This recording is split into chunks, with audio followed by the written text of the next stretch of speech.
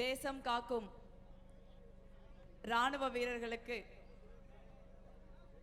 வீர வணக்கம் செலுத்தும் இந்த நிகழ்ச்சிக்கு தலைமையேற்றிருக்கும் தமிழ்நாடு எங்கும் கிராம காங்கிரஸ் கமிட்டிகளை திறம்பட அமைத்து வரும் தமிழ்நாடு காங்கிரஸ் கமிட்டியின் தலைவர் அன்பிற்குரிய அண்ணன் செல்வ பெருந்தகை அவர்களே, ஒரு பாரம்பரியமான அரசியல் குடும்பத்தில் பிறந்து எத்தனை சோதனைகள் வந்தாலும் நேர்மையோடும் உண்மையோடும் அர்ப்பணிப்போடும் 30 ஆண்டுகளுக்கு மேலாக காங்கிரஸ் கட்சிக்கு உழைத்து வரும் எனது அருமை சகோதரர், அகில இந்திய காங்கிரஸ் கமிட்டியின் செயலாளர், தமிழ்நாட்டின் பொறுப்பாளர் சூரஜ் ஹெக்டே அவர்களே, முன்னாள் தமிழ்நாடு காங்கிரஸ் கமிட்டியின் தலைவர், மத்திய அமைச்சர், திருச்சியின் முன்னாள் நாடாளுமன்ற உறுப்பினர் எனது அருமை அண்ணன் திருநாவுக்கரசர் அவர்களே, இங்கே இந்த நிகழ்ச்சியை மிக திறம்பட நடத்தி கொண்டிருக்கும் திருச்சி மாவட்டத்தின் காங்கிரஸ் கமிட்டியின் தலைவர்கள் தம்பி ரெக்ஸ் அவர்களே, அண்ணன் கலை அவர்களே, அண்ணன் கோவிந்தராஜன் அவர்களே, திருநெல்வேலி நாடாளுமன்ற உறுப்பினர் அண்ணன் ராபர்ட் புரூஸ் அவர்களே, சட்டமன்ற உறுப்பினர்களே, மாநில காங்கிரஸ் கமிட்டியின் நிர்வாகிகளே, மாவட்ட காங்கிரஸ் கமிட்டியின் தலைவர்களே, வட்டார காங்கிரஸ் கமிட்டியின் தலைவர்களே, மற்றும் உள்ள காங்கிரஸ் பேரியக்கத்தின் சகோதர சகோதரிகளே, அனைவருக்கும் எனக்கு முன்பு இங்கே பேசி அமர்ந்திருக்கும் அண்ணன் திருச்சி வேலுசாமி அவர்களே, மற்றும் உள்ள அனைவருக்கும் எனது மாலை வணக்கத்தை தெரிவித்துக் கொள்கிறேன். இந்த தேசம் இன்று ஒன்றுபட்டு நிற்கிறது. கட்சி வித்தியாசம் இல்லாமல், மத சாதி வித்தியாசம், பாலின வித்தியாசம் இல்லாமல் இந்த தேசம் இன்று இந்த நாட்டை காத்த இராணுவத்தின் பின்னே, இராணுவ வீரர்களின் பின்னே அணிவகுத்து நிற்கிறது. இந்த நாட்டின் மீது தொடர்ந்து நமது இறையாண்மை மீதும் தாக்குதல் நடத்தி கொண்டிருக்கின்ற பாகிஸ்தான் அரசாங்கத்தின் முகமூடிகளாக இருக்கின்ற தீவிரவாத இயக்கங்களை அழித்தொழிக்கும் இந்திய அரசாங்கத்தின் பணியில் காங்கிரஸ் கட்சி உறுதியோடு உடன் நின்றது, இன்றும் நிற்கிறது. நான் நாடாளுமன்ற நிலைக்குழுவில், இராணுவத்திற்கான நாடாளுமன்ற நிலைக்குழுவில் இருக்கிறேன். இந்த இராணுவம் எந்த நேரத்திலும் இந்திய இராணுவம் எப்படி தயாரிப்போடு இருக்கிறது, எப்படி தன்னை தியாகம் செய்ய தயாராக இருக்கிறது, எத்தனையோ இடர்பாடுகள் இருந்தாலும் தேசம் ஒன்றையே உயிர் மூச்சாக கொண்டிருக்கிறது என்பதை அடிக்கடி ஆய்வுகளில் பார்க்க நேர்கிற ஒரு வாய்ப்பு கிடைக்கிறது. மீண்டும் ஒருமுறை இந்திய இராணுவம் தனது வீரத்தை, உறுதியை, தனது திறமையை இந்த உலகத்திற்கு நிரூபித்திருக்கிறது. பாகிஸ்தான் எல்லைக்குள்ளே சென்று தீவிரவாத இயக்கங்களை அழித்தொழித்திருக்கிறது.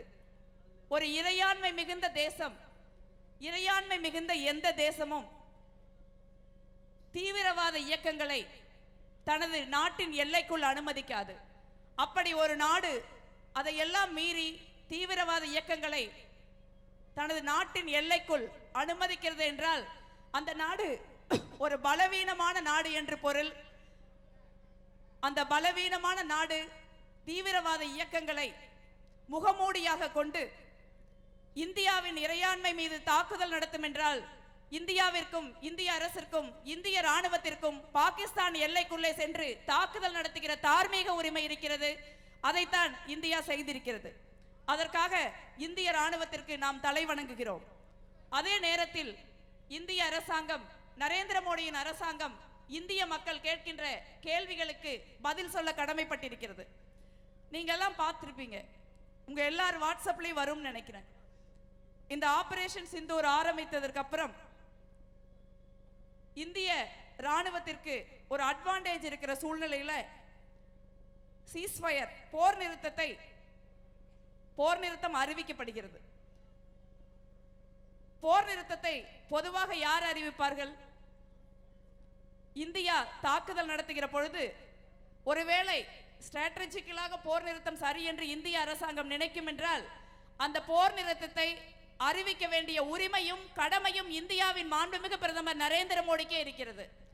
ஆனால் இந்தியா என்கிற ஒரு பெருமை மிகுந்த தேசத்திற்கு பிரதமராக இருக்கின்ற நரேந்திர மோடியால் அந்த முடிவை எடுக்க முடியவில்லை. எங்கோ இருக்கிற அமெரிக்காவில் இருந்து அமெரிக்காவின் அதிபர் ட்ரம்ப் இந்தியாவும் பாகிஸ்தானும் போர் நிறுத்தம் செய்கிறது என்று அறிவிக்கிறார். நமக்கெல்லாம் வெட்கமாக இருக்கிறது. இந்தியா எவ்வளவு பெரிய நாடு. இதுவே இந்திரா காந்தி பிரதமர் என்றால் இந்த ட்ரம்ப் இப்படி அறிவிக்க முடியுமா? ராஜீவ் காந்தி பிரதமராக இருந்திருந்தால் இந்த ட்ரம்ப் இப்படி அறிவிக்க முடியுமா? ஏன் நமது தலைவர் ராகுல் காந்தி பிரதமராக அந்த நாற்காலியில் அமர்ந்திருந்தால் என்றால் அமெரிக்க அதிபருக்கு அந்த தைரியமும் துணிச்சலும் வருமா என்று நீங்கள் நினைத்து பாருங்கள். இன்று தலைகுனிந்து நிற்பது நரேந்திர மோடியின் அரசாங்கம் அல்ல, இந்திய நாடும் இந்தியாவில் இருக்கிற ஒவ்வொரு குடிமக்களும் என்றுதான் நமது காங்கிரஸ் கட்சியின் ரத்தம் கொதிக்கிறது. ட்ரம்ப் ஒரு விஷயம், ட்ரம்ப் போர் நிறுத்தத்தை அறிவித்து விட்டார். நமது தலைவர் கேள்வி கேட்கிறார். ஏனால் அவர் எதிர்க்கட்சியின் தலைவர். இந்த நாட்டில் எதிர்த்து கேட்க வேண்டிய பொறுப்பு அவருக்கு கொடுக்கப்பட்டிருக்கிறது.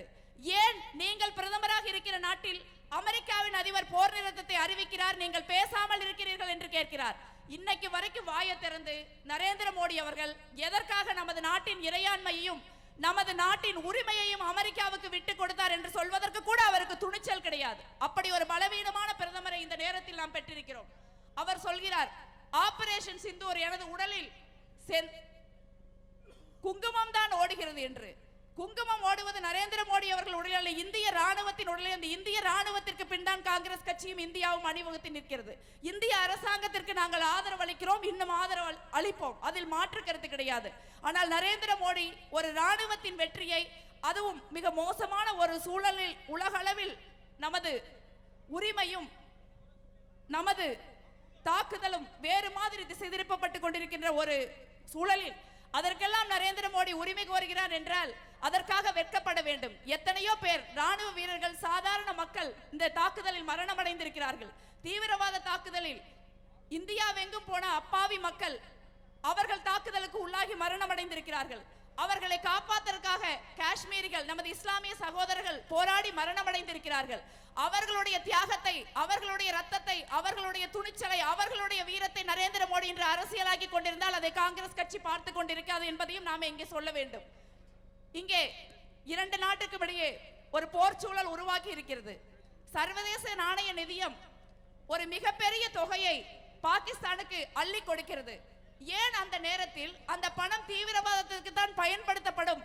அதனால் இந்தியாவிற்கு எதிராக சர்வதேச நாணய நிதியம் ஒரு ரூபாயை கூட பாகிஸ்தானுக்கு கொடுக்கவில்லை என்று ஒரு நாடு கூட பேசவில்லை என்பதை நினைத்து பாருங்கள்.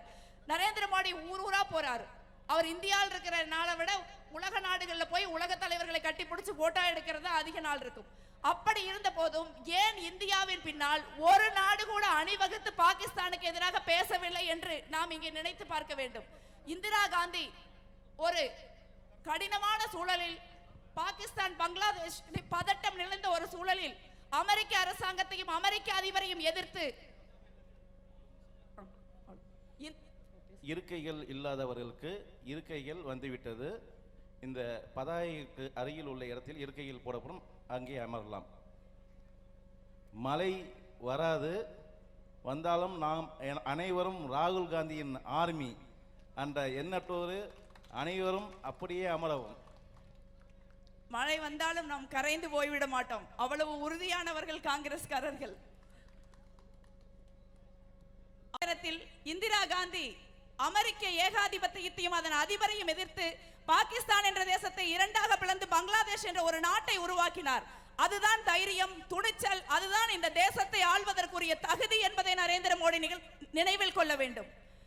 தொடர்ந்து இன்னைக்கு மிகப்பெரிய ஒரு டிப்ளமேட்டிக் லெவல்ல ஒரு மிகப்பெரிய தோல்வியை இந்திய அரசாங்கம் அடைந்திருக்கிறது என்பதற்காக நான் வருத்தப்படுகிறேன்.